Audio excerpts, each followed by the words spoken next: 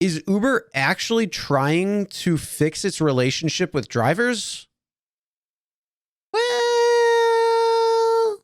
that's what we're talking about right now.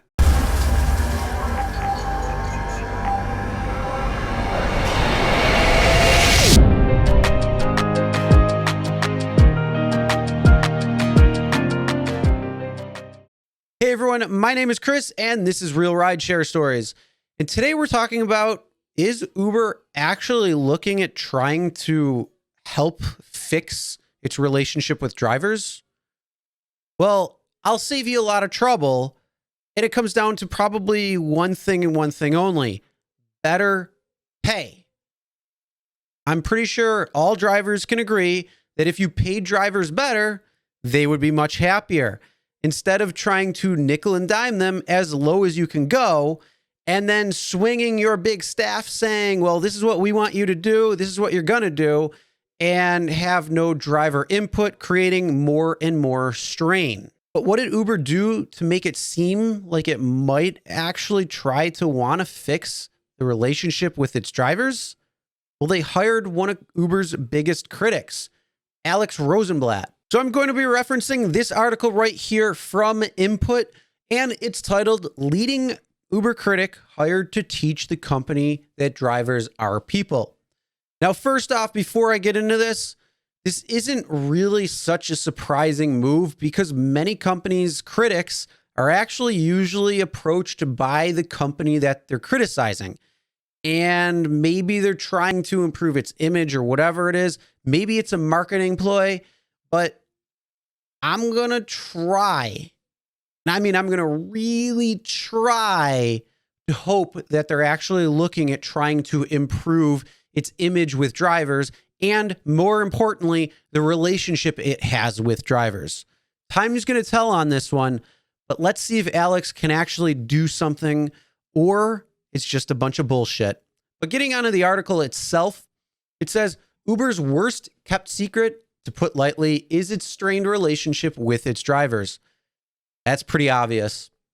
Alex Rosenblat, a prominent critic of the company, labor researcher, and author, will try to help Uber's atone for its original sin, according to Bloomberg.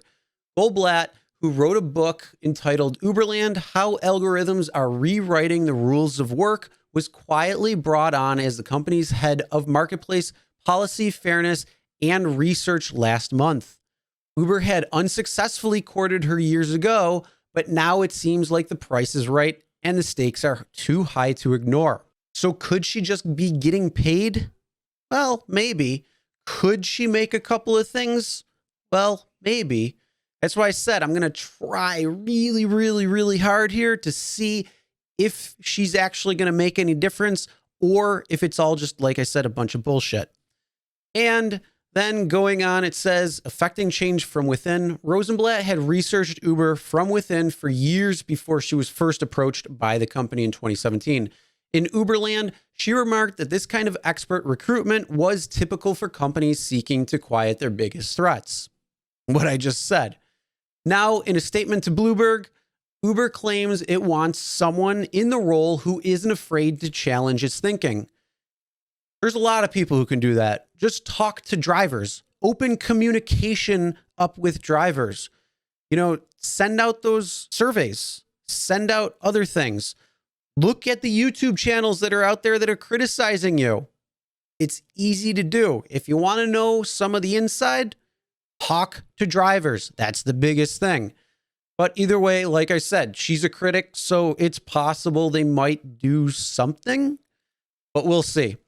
Rosenblat either believes she'll get the room to make necessary changes within the company or that at very least an attempt needs to be made. She says her decision was informed by the larger number of academic critics in her field who can hold the fort while she uses her expertise in new ways. It says, how do you solve a problem central to a business model? After spending the better part of a year disobeying California law, Uber and other gig companies bought their way out of classifying drivers as employees last fall.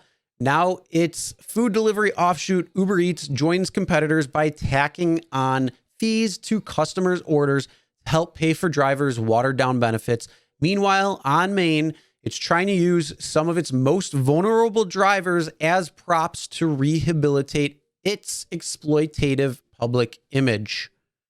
Now, one of the other things that I've been seeing too, and people have been commenting, is that Uber and Lyft are raising their prices a little bit higher, and they're noticing less drivers coming from a customer standpoint. A few people have commented on different videos.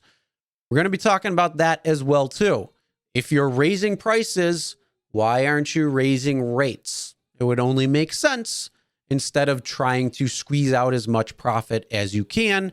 Take care of the people that are bringing you the profit, and you'll create better brand loyalty from a driver who will stay on your platform more because they feel more attached. And also, it's going to create a better relationship with the potential rider. And that's going to create more loyalty from riders. See, it's not that hard. It's actually pretty easy to do. But either way, Rosenblat will use her research, which spans various discriminatory algorithm processes, pay disparities, and driver surveillance, to get the company to take into consideration the experiences and point of view of drivers with special regard to the product itself. Easy. Talk to freaking drivers.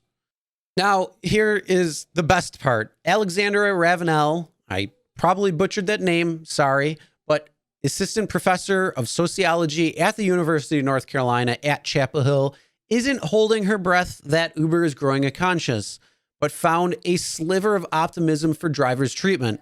That's kind of where I'm at with it too. Like I said, it will take time to see what changes may occur or if it's just kind of a publicity stunt. The gig economy academic told Bloomberg, if anyone can help them make a difference, it will be Alex. But I think she's got an uphill battle ahead of her. So that could be very interesting for drivers on the Uber platform. Could there be some actual changes to help strengthen the relationship between Uber and the drivers? I'm not holding my breath, but I want to know what your thoughts are. What do you think? Comment below and let me know. Do you think she's going to make any changes? Do you think it's just a publicity stunt? Do you think that there could be some actual changes on the horizon? Comment below, let me know. All right, that's the end of the video. If there are any updates on what Alex is doing, and also if there are any updates on how Uber may be looking to treat its drivers, I will be making updates. So make sure you hit that subscribe button and ring the bell for notifications so you'll be notified every time a new video is uploaded. And as always, never drink and drive. Always tip your drivers, your delivery drivers, and your shoppers. And we'll see you next time.